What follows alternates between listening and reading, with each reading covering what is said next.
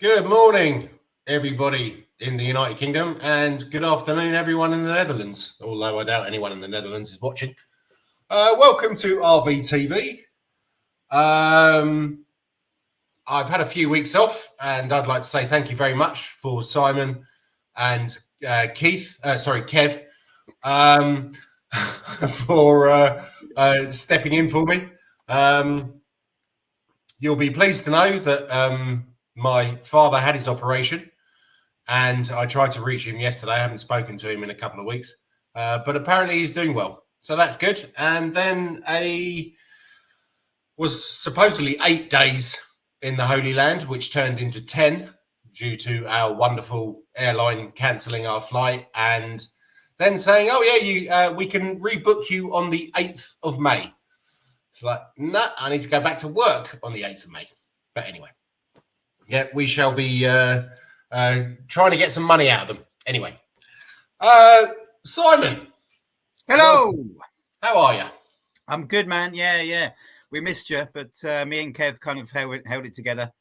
And Kev, if you're watching this, get well soon, mate. We missed you loads. And we had a good time. We kind of held the fort, but I'm glad you're back. Funny thing is, I had this weirdest dream last night. I've got to tell you this before we start. This weirdest dream last night that Spurs actually played a game, right, where we won, but not only did we win, we kept a clean sheet. I know this is mad, right? We kept a clean sheet, and check this out. This is how weird dreams are, right? Eric Dyer wasn't playing; he wasn't starting. I mean, how weird is that? Oh. Mad, eh? High five.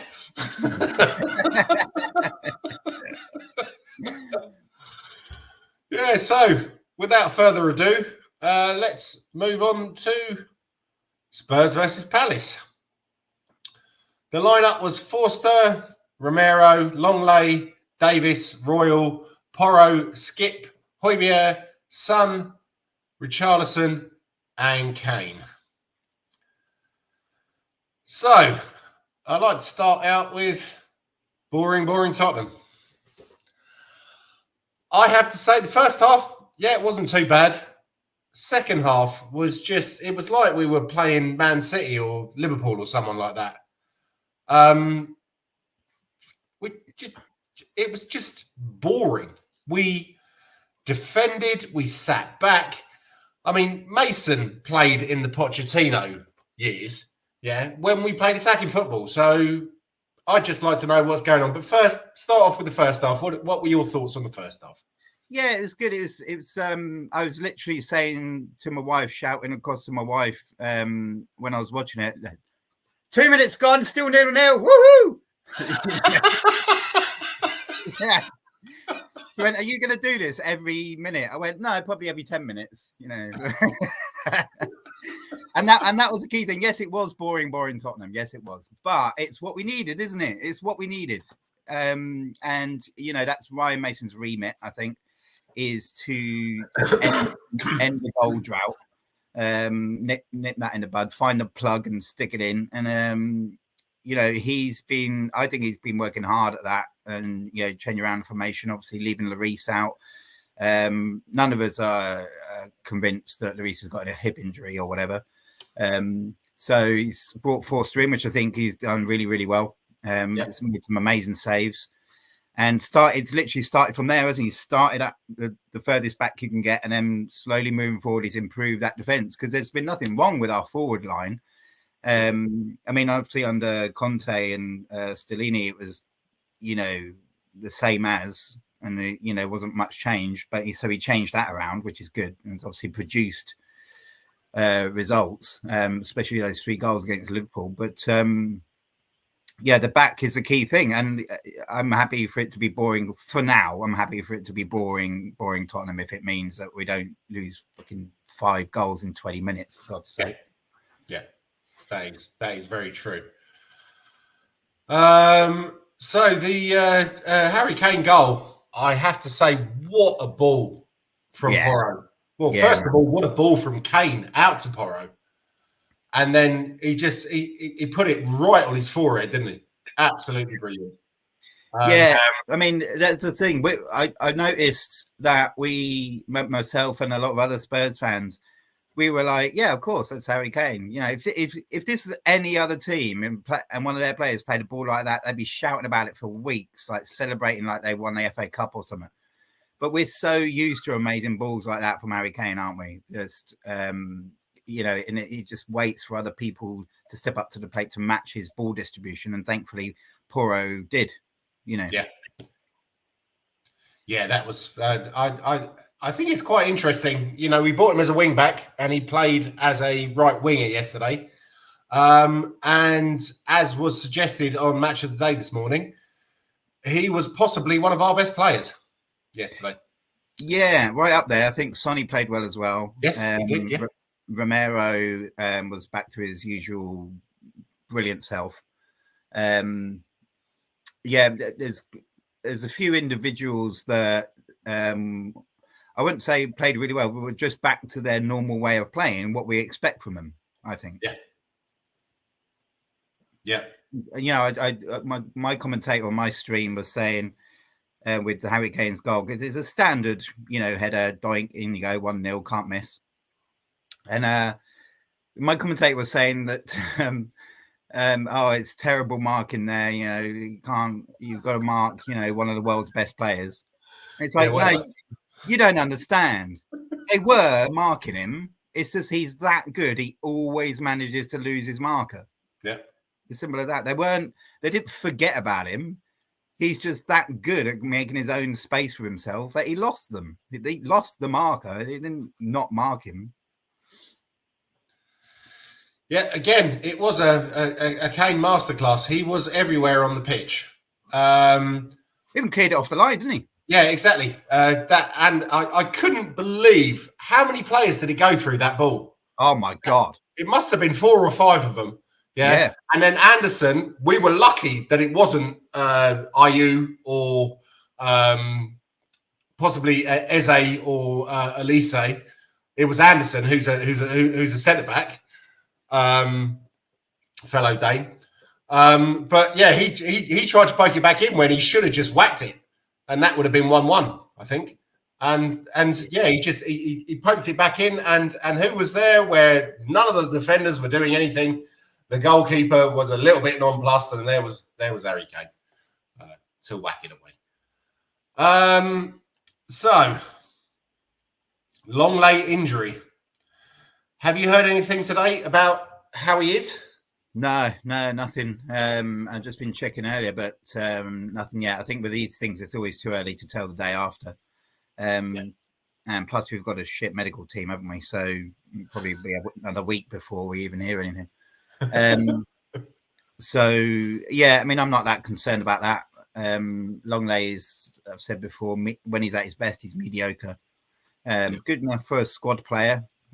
You know, if we're 3-0 up in the FA Cup semi-final and we want to make a substitution, bring him on. But apart from that, I wouldn't be starting him. I think we've got better players. I think Sanchez is better than him. Yeah, the problem is that Sanchez needs someone steady next to him. Needs an anchor, doesn't he? Yeah. Yeah. So when he played with Jan Vertonghen, when he played with Toby Alderweireld, they were steady. But if you've got Calamity Dyer or Romero, I mean, he's our best central defender at the moment, but he is not a steady person. He's a complete nutcase. Yeah. So I don't know. I think I would definitely have Longley in over Dyer. Oh yeah. Oh, absolutely. Yeah. I mean, you know, your dad recovering from his operation, I'd have him in place of Dyer. Just wheel him on in his bed. I would. Genuinely, I would. I'd literally have anybody. Because I think, like, there's my hometown team, Wycombe Wanderers, right? We've got better defenders than what Dyer is. That's League One. So that's, for those that don't know, that's 2 leagues below where Dyer's playing at the moment. And we've got better defenders. But how did they get on? How did they get on this season? Not that great. Our manager Gareth Ainsworth left us to go to QPR. All of a sudden, left us in the lurch, and that's it. We're buggered. You know, we were storming it. We were knocking on the door of the playoffs at that point, and he's left us. And you know, I'll forgive him in time because he's been such a great servant for the club, longest serving manager and all 10 years or something, wasn't it? Yeah. Yeah. Yeah, I think he's with QPR, and they literally just narrowly avoided relegation. QPR themselves. So it was always going to be a struggle for anybody to come in. One of our former players came in who was managing Colchester down in League Two, Matt Bloomfield. Oh, right, yeah. He just won Manager of the Month, actually, for Colchester. And then we dragged him back in because, you know, it's an emergency situation, isn't it? So, so we missed out on the playoffs just because, you know, he's got a different style and everything. Anyway, but we have, in fact, one of our players, Ryan Tafazoli, is injured at the moment, I think. And I think he would still do a better job if he is still injured than Dale. Genuinely. And he's not even been offered a new contract yet, I don't think. Oh, really? You know that like reading between the lines thing. It's like, no, Mr. Tafazoli has not been offered a contract yet. Oh, right, okay.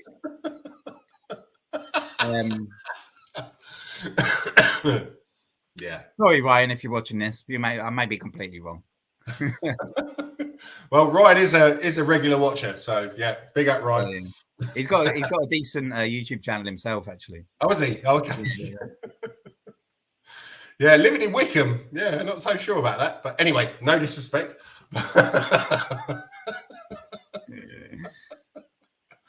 No, I remember when we were kids, we were 10 miles from Watford and 10 miles from Wickham. Every time we went to Watford, we had a lovely time. No problem at all. Every time we went to Wickham, someone started on us. It was just, I have no clue why. But yeah, I'm sure that you're not like that because you come from a little village just outside, and I'm sure it's very nice. So right, so who would you give your man of the match to? Oh, good question.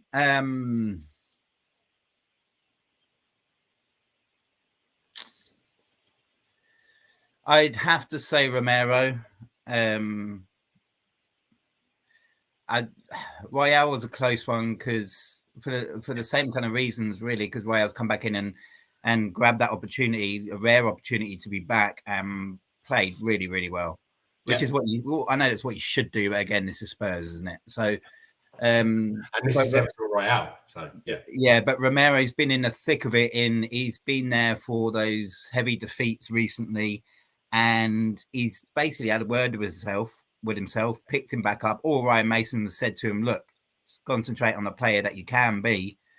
You know, before all this crap started, and he was stormed it yesterday. You know, he was striding forward, putting through balls through, but defending like a beast. You know, getting those last minute legs in and making great tackles. You know, diving into tackles, but not being like, you know, I'm fouling him, I'm taking the ball and the man. He's like, no, I'm going for the ball, and just really, really solid player. I genuinely think we would have lost if it wasn't for him yesterday. The opportunities that they had, because they did come close a few times, didn't they? Like just over the bar a couple of times and all that. And I think Foster made one decent save. I can't remember who it was against, but otherwise I didn't think he was that troubled. No, it's kind of weird that shot we were talking about earlier that went right across, because he spread himself and it still went past him. I'm not sure if it went under him or beneath him, but you know, it wasn't like he didn't, you know, try yesterday. He was on it, and I'm really, really, really impressed with Forster. I think we should keep him. Yeah, definitely. I don't see any need to replace him at all. What do you reckon the situation would be with Lloris? Do we sell him, or do we just let him retire? I don't know. What happens there? Oh, he's still got another. Sorry. he's still got another year on his contract. So, yeah. I mean, the logical thing would be to sell him back to a French club. Yeah, Lyon. He'd probably want to go back there. That's where he started. I don't know if he's from the area.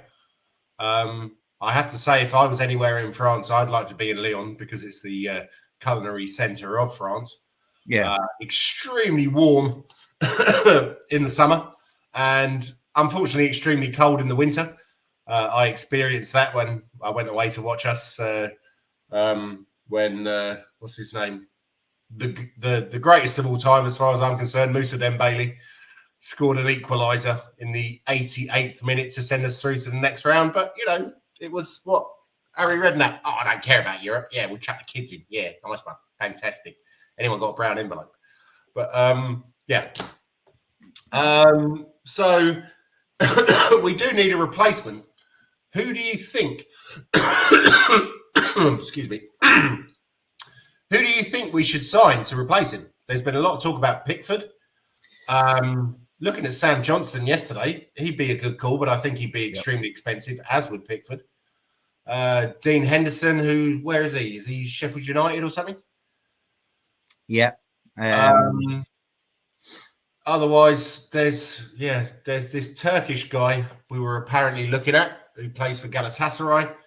I can't say I remember his name. I don't think he's good enough. But do we want to get someone in experience? Do we want to get a youngster in? Do we want to give Brandon Austin a chance? Alfie White. I think we've got the experience there with Fraser Forster. Yeah. So I think we should get somebody who's kind of like Pickford or around that age where they want to impress. You know what I mean? They need to impress. Forster doesn't. You know, he's just doing what he normally does, and been there, done that. Yeah, he's good enough. He's good enough to know that I could do this week in, week out. I can be consistent. We need somebody who is still probably inconsistent but wants to impress, and what that means is like, they'll probably let a goal in and scare the crap out of us, you know, in the FA Cup 5th round against Millwall or something. And we'll have to bring Sonny on to secure the win. But at the same time, because he wants to impress, he'll have the game of his life against Arsenal, you know. Yeah.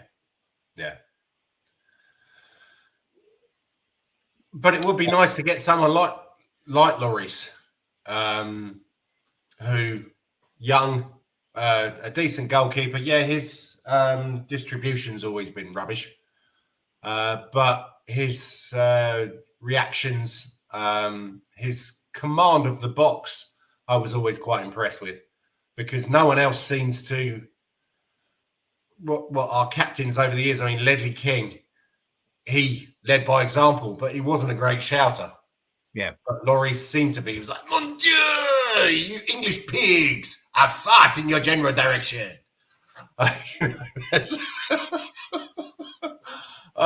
And that's, I think you need that as a goalkeeper. I mean, Pickford would be, he would be brilliant in that sense, because he's a gobby little shite. But I think he makes too many mistakes for a regular goalkeeper. And yeah, what your goalkeeper saves you, if he's a good goalkeeper, he saves you what, 12, 15 points a season. Mm-hmm. He hasn't done that this season with Everton. They're shaky at the back, and with him in goal, they're even shakier. So, yeah. Yeah, it's you would like to think that, you know, if we rescued him from Everton, that he'd be a better version of him, that better version of himself, but it's a risk, isn't it? Yeah. Well, if he had Steve Perryman and Gary Mabbott in front of him, no worries. But he's got Dyer, Romero. Neither of them really instill confidence in the goalkeeper. I mean, Romero's a great player. Romero's not the type to instill confidence anyway, but that's what we love about him. You know, you can never tell when he's going to like surge forward. If the ball's in the midfield, you never tell that he's going to leave that back four, go surging forward. I can have this, and then just like 20 yards that it's way. like football, Barry. Yeah. So you need to cover that gap that he often leaves. Well, that's where Eric Dyer worked in the Pochettino years, because he was a defensive midfielder. And when what's his name, Walker or Rose bombed up the field, he dropped back, into a defensive three. I thought it was interesting that we played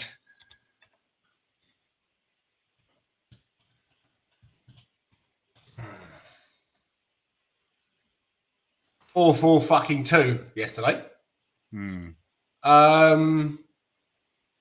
What were your thoughts on? I know we commented on it a little bit earlier, but Pedro Porro as a right winger. Yeah, I mean, up to now he's been hugging that halfway line, hasn't he? And not really doing much of anything there. But we know he's got a good distribution and a good ball on him and a good shot on him. So it's great. I love the fact that if he uses halfway line as his base and then just bombs forward. I think in theory, him and Kulu would be a great combination together, because people are sussing Kulu out, and he could be the overlap that Kulu lays it off to, and vice versa. Kulu does his little trickery and all that, and Porro's waiting by the corner flag to deliver a bloody brilliant ball. That's the theory anyway. So, I mean, I think that will come good next season if we keep him. So, yeah, I like it. I like that. I mean, the only thing that's pissing me off up front at the moment is Richarlison. Is his middle name offside, do you think? Because... Well, I can handle forwards who are offside. Yeah. Jermaine Defoe. I mean, he was offside most of the time. But he scored. But he delivered, Whereas Richarlison, just I think he's... I have to say, before I thought that Sanchez and Rebrov were our biggest wastes of money, but currently Richarlison is giving them a damn good run for their money. Yeah, and I think it's about a month ago that I think you first said that on here, didn't you? And I was like, well, I'm going to give him, a bit of a couple of games to see a bit of a chance. But like, even that one goal he scored, he didn't really know much about that, and it grazed his head. It wasn't like a Harry Kane classic header, was it? No. It is shocking that we're still making business decisions like that without doing due diligence. It's like Sissoko, isn't it? Like, oh, he's played well in the World Cup. Let's just buy him. What? Oh, no, he scored against us when we lost 5-1 at Newcastle. Let's buy him. Yeah, he's going to be a goal-scoring machine. He was a machine, but he wasn't a goal-scoring one. He wasn't a tackling one.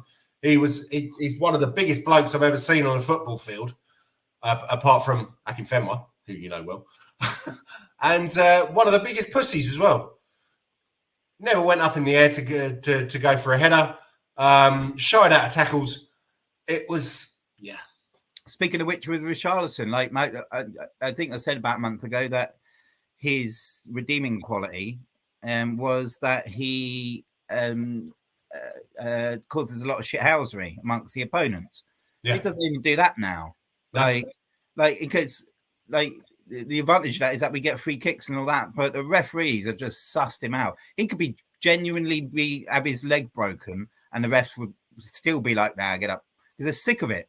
Absolutely sick of it. I don't blame him. He gets, every time he gets touched, he goes down. Every time we go forward, he's offside. Every time he gets the ball, he played a few good link-up balls yesterday. Yeah. But every time he shoots the ball, it's pants. It's like a centre-back shooting when he shoots. Like, it is. I can't think of another biggest waste of money. Yeah. This is what made me a little bit angry and surprised yesterday. That they brought Kulusevski on before they brought Danjuma. Now, Kulusevski has had a stinker this Yeah. season. Dan Juma has played, I don't know, probably about 100 odd minutes, and he scored 2 goals. Kulusevski has played an awful lot more than that. I don't remember him getting an assist. I don't remember him scoring. Why? Why is that? Well, I said on this pod last week that there's only one player in the entire squad that's got 100% accuracy record. Yeah. And that's Dan Juma. And now that when you look at that stat, that's got to say something about, like, he's got to start. Like, you can't ignore that. You have to use that. And I mean, I haven't looked at Cooley's stats, but I don't think it's 100% of anything. Oh. Well, that's the thing. Okay, he wasn't a Conte signing. Conte didn't want him. He's a club signing. Now Conte's gone. Play him. Well, he is, to be fair. You know, the first thing Ryan Mason did, wasn't it, when Stellini got sent off, was bring Danjuma on. Yeah, and he is giving him minutes. I think Ryan Mason's got, like, I'd like to see him start. Yeah. I think Ryan Mason's probably thinking, there's no point in starting matches now. But at the same time, he's also got to be thinking, I've got to advertise these players for their contracts for next season. I've got to showcase them and let them see what they can do. Let that twat upstairs, see what they can do to justify them keeping here. Because he knows what a good player is. He's not, he's not long out of playing himself. He knows he knows what's what more than most. So, and he's been there a long time. So he knows the way the game works, the way the system works at Spurs. And he should be giving Danjuma a start just to say, this is the guy. But maybe he's brought Kula on just to highlight that very fact, because he's such a nice guy. He'll be like, got to give everybody a chance to showcase themselves. Because otherwise, they'll get fired. Maybe it's a dip in form with Kulu. Yeah. Have we actually signed him? Or is he still on loan? Kulusevski. Yeah.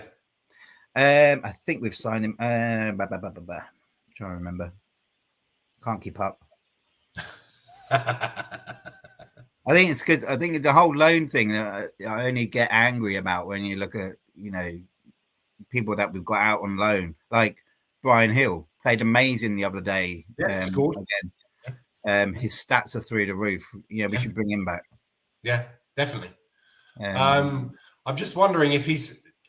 A lot of people are saying, is he suited to the Premiership? I think when I've seen him play, he reminds me a little bit of, I've said this before, Jose Dominguez. But Jose Dominguez had the upper body strength, but he didn't have the finish. Whereas Brian Hill doesn't have the upper body strength, but I think he has the finish. I think he will score regularly if given a free role on that right-hand side. But then again, is he going to get in over Kulusevski? Because Kulusevski, he looked great for the first season or however long he's been here. He scored a few goals. As was mentioned earlier, I think he's been found out. If we've signed him already, what are we going to do? That's the thing. He's got a choice now, hasn't he? He can either change the way he plays and be more proactive, because I think he's got the skills there to do that, to level himself up as a player, on the pitch and all that kind of stuff. Or he can just stay as he is, and we'll have to sell him or send him back, or whichever one it is. Yeah. But I think Brian Hill could be the next Modric. He'll find a way. The more game time he plays, he'll find a way of riding tackles, and I don't think he'll be a Richarlison in terms of because of his slight smaller body who gets knocked over, but I don't think he'll be one to be like rolling around on the floor kind of thing. He'll be like get up, get on with it. How can I get through this? Because he's the kind of player that would not only create chances for himself, but he only needs half a chance to have a shot, and he's Yeah. got a decent shot on him. And that in the Premier League, that is what you need. You know, you need that just tiny chink of a window, and score it, and that makes a difference in games. And he's got that. Well, we know he's got that because he's doing it over the river, isn't he? Over the pond. Over the river. Yeah.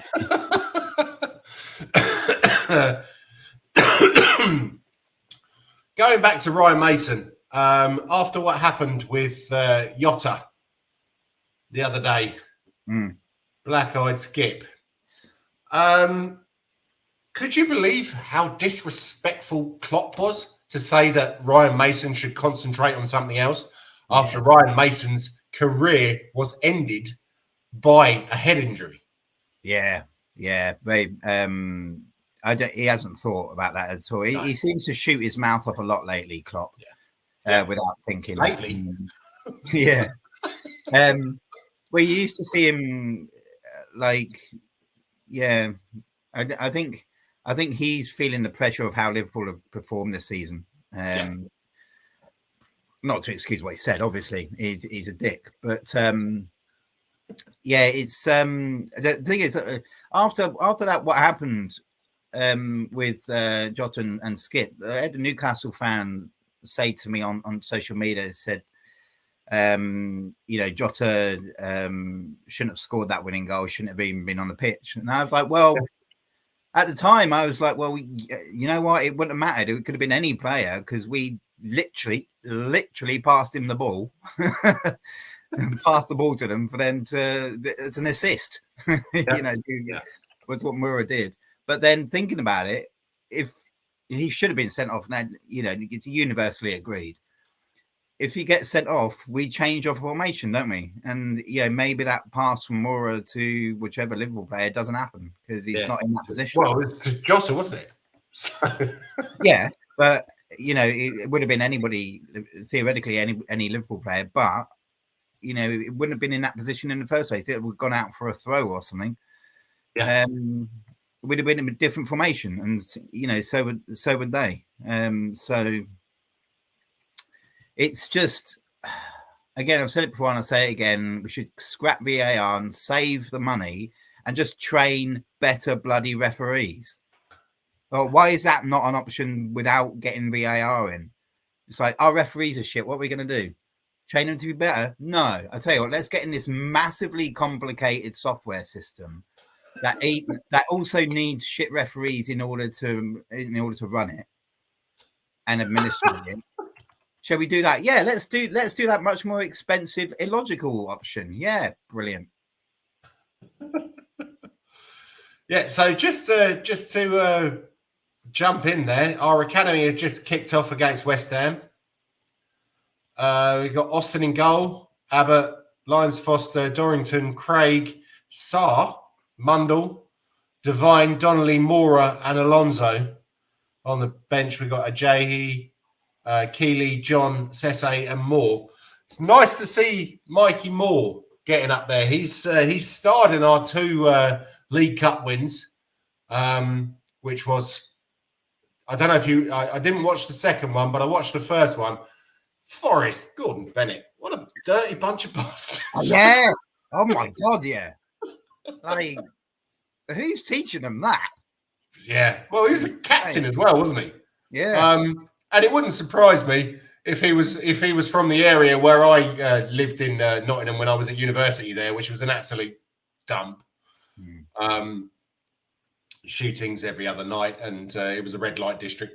So yeah, he's probably from there, or Bestwood, or St Anne's, or the Meadows. But I do have a lot of love for Nottingham. I had a great time there. But yeah, it's not the nicest city. Well, okay then. I can see about four players there that have been on the first team bench at least this season. Yeah, but I think Lyons Foster, before he got injured, he was on the bench as well. Yeah, Dorrington and Craig still very young. I'm surprised that Sarr's in there. Donnelly is a definite one to look out for, and Mikey Moore, who's he's 16. Yeah. and playing in the under 17 and under 18 League Cup final, and basically being our star player. Apart from maybe Dorrington and Donnelly were just as good. Mundell, I'm very happy to see him on the bench every once in a while. Austin, obviously, he's on the bench, but I don't think anything's going to go there. But so okay. When do they go to Chelsea then? Sorry, when do they go to Chelsea then? After they've been to PSV Eindhoven. Yeah. Yeah, that is true. Did you see Madueke play yesterday? No. He was their best player on the pitch. Well, I only watched it on the match of the day, but as far as I could see, he was Chelsea's best player. And it was fair enough. He didn't want to sign a new deal because he couldn't see any way into the first team. He went to PSV, he absolutely ripped it up. Then, was it 50, 60 million to Chelsea? Yeah. He's a South London boy anyway, so you go Chelsea, whatever. The thing is, they know the system. They're looking up at Levy and what Levy's doing, and they ain't stupid. They can see what's happened historically. And if they can't, they'll certainly be told by their agents what's happened historically with Spurs, the way the structure is and everything. Yep. And as much as I don't want them to go, can't blame them. No, absolutely. So, this is maybe a little bit harsh because I wrote this morning when I was extremely hungover and angry. Any chance of concentrating on the football, a manager would be nice. Now, I've been away for the last 10 days or so. I discovered while I was over there that the internet was extremely expensive. And my mate who we were staying with, he didn't have Wi-Fi in his house. He only had it on a hotspot on his phone, and he had to work every day. So I haven't really seen an awful lot of what has happened or what is happening or the rumours with the manager, if any. Can you fill me in? Well, the rumours this week really have been around us being like a 3-horse race for 1-0. Oh, get in. Us being in a race with the likes of Liverpool and Arsenal and that for individual players. Okay. I've heard Thomas Frank being mentioned once or twice, but no, it's nothing really been concrete, which is worrying, isn't it? Really, because this is a time where it should be interviews all over the place. That's the thing, though, isn't it? We are. It was the same when we appointed Nuno. How long did we have to wait for that? 72 days or something. Now, we'll have Ryan Mason to the end of the season. I can save some money. Lovely jubbly. Come on. Yeah. See, this is the thing. Like when Conte went, Pochettino should have been brought in straight away to do what Ryan Mason has done, which gives a confidence boost to all the players. Yeah. And tell them to concentrate on the priority, which is obviously stop leaking goals. That would have worked and to the end of the season. And then you've got a really nice option at the end of the season, have you? Because you've got an established manager, one who's been here before, taken us to Champions League final, runner up in the Prem as well. And you got that option. We could keep him, but what that means is makes it attractive for other managers of an equal stature or higher to say, well, if Pochettino's came back there, must be a good place to be. So I'll at least go for an interview. Yeah. But no, we thought we sat Conte, keep all of his backroom staff, let one of them be the manager, and then sack them 2 minutes later, ruining every chance we had of getting Pochettino. Yeah. So again, it comes back to the thing, doesn't it? What we've said before, like, a new manager would be nice, but it's pointless until Levy's out. Because that's what needs to change. And I said before on here, like, I don't want us to be scrapping around for the crumbs from the table and going for things like the Europa League. I want us to finish 9th or 10th, which is, theoretically possible.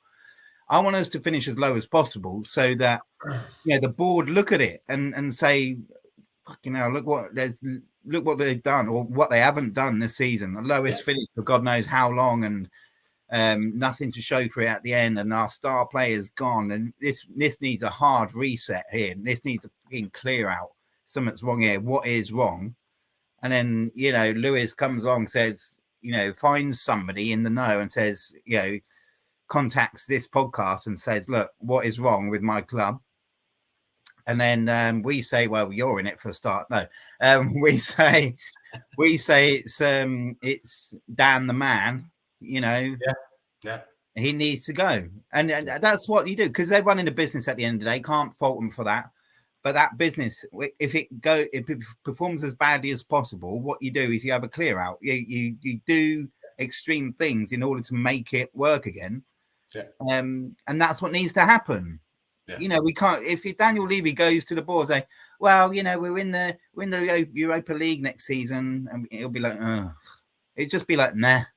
But if he goes to them saying, right, if he goes to them saying, right, we're out of everything, we've got no chance of anything next season, and we've finished on, you know, our lowest finish for God knows how long, they'll be like, oh, really? You're fired. Simple as that. Because that's what happens in business, and they're running a business. So I want that to happen. So yeah, new manager would be nice, but you know, pointless, absolutely pointless until we get that. Yeah. So yeah, Jamie Donnelly has put us 1-0 up against West Ham. We really need to win this one to stay in the Premier League Reserve First Division. But we also need to rely on Wolverhampton losing. And I'm not sure that's going to happen because they're playing, I think. Anyway, I don't know. Right, mate, I'm going to wrap it up because the missus has just told me that she will be back in about 5 minutes. Have you managed to start up your webpage? Do you have anything to plug? No, not yet. We're talking about doing it, but we're going to be moving house soon. So I might as well wait till then. But I've got everything earmarked so I can do desk and all that kind of all the gear. Just no idea. What, still up north or down south? Oh, yeah. Just we've earmarked the house, a new build that's just down the road. So it's nice. So, yep. Nice one. Well, as always, it's been a pleasure. Never a chore.